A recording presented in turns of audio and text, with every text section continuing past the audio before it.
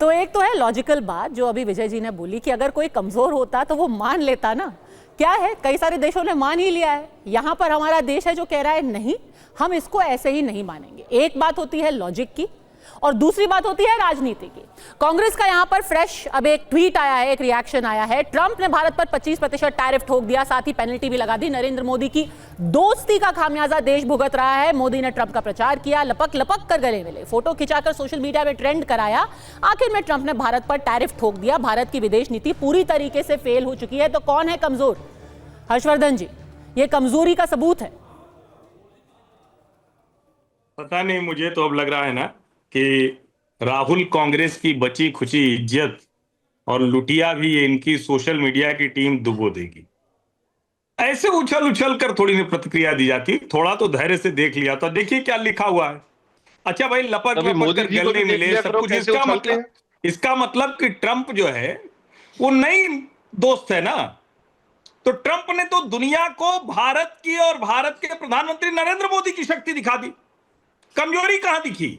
आज ही तो सुबह राहुल गांधी कह रहे देख लेना वो दबाव बना देगा। अब एक बार नरेंद्र मोदी बोल के देखे, वो एकदम खोल के रख देगा। क्या खोल के रख देगा भाई? क्या खोल के रख देगा? कुछ वो केबल्स आते हैं जो अमेरिकी केबल्स, उसमें कुछ लिखा है उस तरह से कुछ ऑफ बात करनी है क्या बिना कैमरे के? कुछ ऐसा कुछ था क्या?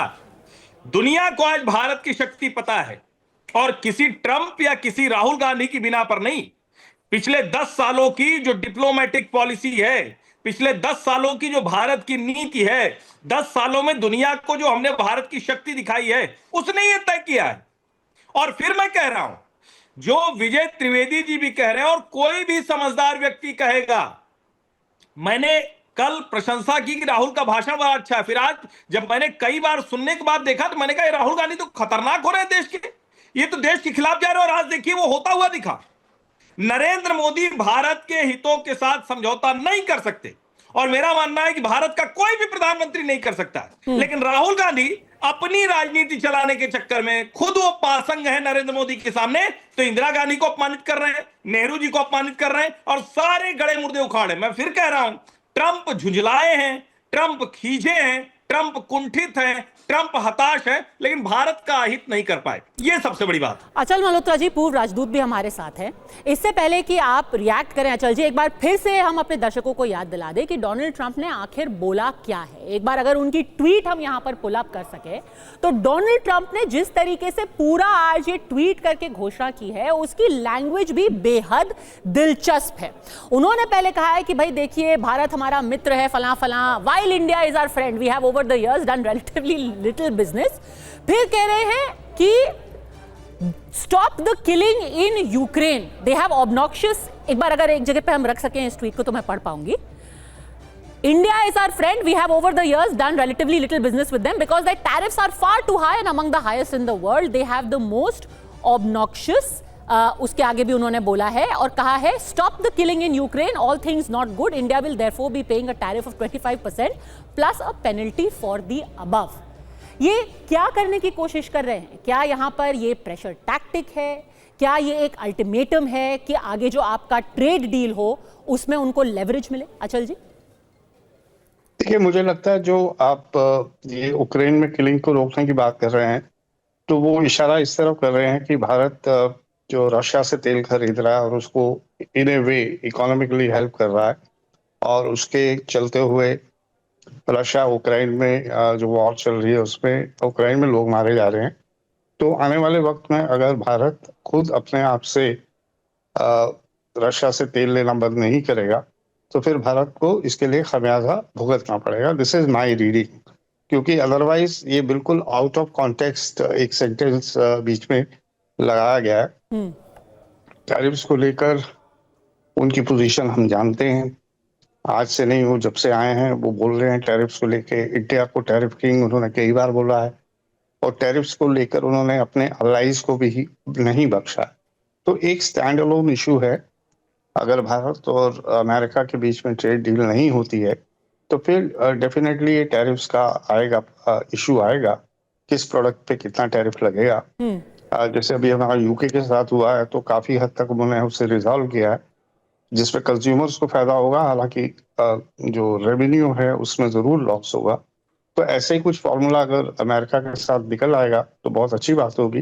बट बहरहाल उनका बात करने का तरीका, उनके हर जब से इस सेकंड टर्म में आए हैं उनको धमकियां ज्यादा देते हैं और कभी कभी इम्प्लीमेंट भी कर ही देते हैं, उसमें कोई दो राय नहीं है।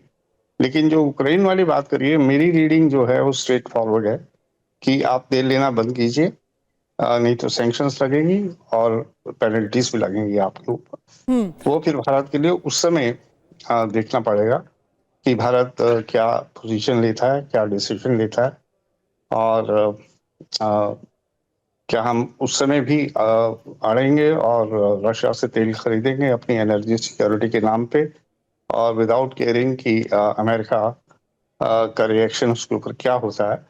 उनका ओपनिंग सेंटेंस भी बहुत इंपॉर्टेंट है क्योंकि वो इस बात का इन्हें भी एक्नॉलेज कर रहे हैं कि भारत और अमेरिका की जो ग्लोबल कॉम्प्रिहेंसिव स्ट्रेटेजिक पार्टनरशिप है उसमें ट्रेड एक हिस्सा है और हमारा रशिया से तेल खरीदना उसमें एक इरिटेंट है।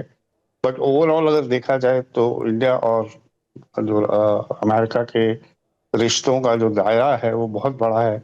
इसे ओवरनाइट कोई भी लीडर अपनी तरफ से एक तरफा तरीके से उस पर रोक नहीं लगा सकता।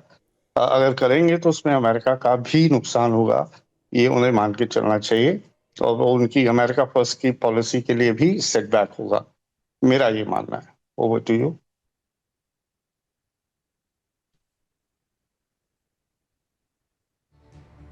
हेलो मनीष झा, मेरे सहयोगी भी मेरे साथ जुड़ गए हैं।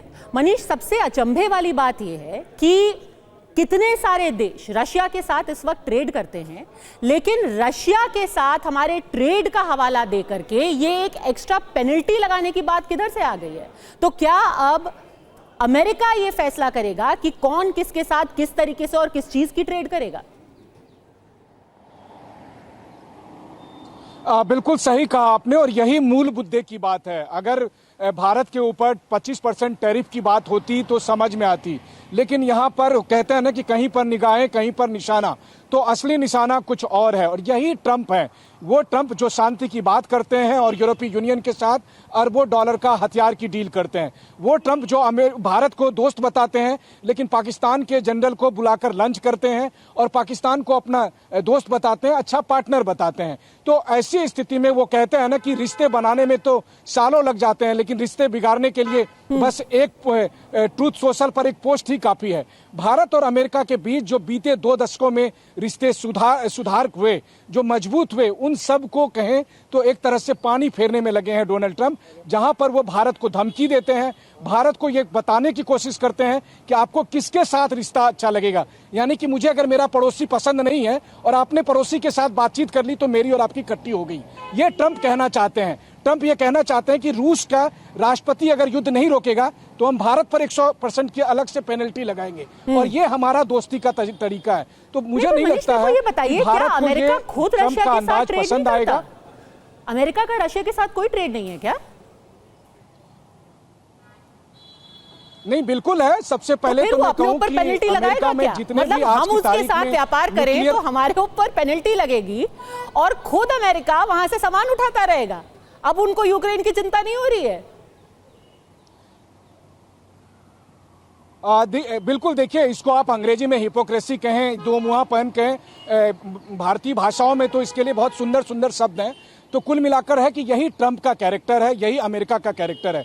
अमेरिका अपने परमाणु हथियारों के लिए जो यूरेनियम लेता है ना, एक एक यूरेनियम वो रूस से मंगाता है। अगर रूस से ना मंगाए तो एक ही दिन में अमेरिका के सारे परमाणु प्लांट जो हैं वो ठप हो जाएंगे। ये तो हकीकत है। और केवल परमाणु प्लांट के लिए यूरेनियम ही नहीं, रूस से तमाम दूसरे तरह के जो चीजें हैं उसको लेकर वो ट्रेड करता है। और फिर केवल अमेरिका ही नहीं, यूरोपीय यूनियन भी ट्रेड करता है। लेकिन आप याद करिए, रूस यूक्रेन युद्ध के पहले ही दिन से एक नैरेटिव पश्चिमी देशों ने बनाना शुरू किया कि रूस को भारत ब्लड मनी देता है, यानी कि भारत तेल खरीदता और उस पैसे से जंग हो रही है। जबकि भारत सरकार ने लगातार यह स्पष्ट किया कि पहली बात तो यह है कि भारत अकेला नहीं खरीदता है, दुनिया के सभी मुल्क रूस के साथ व्यापार करते हैं, इंक्लूडिंग अमेरिका, जैसा आपने कहा।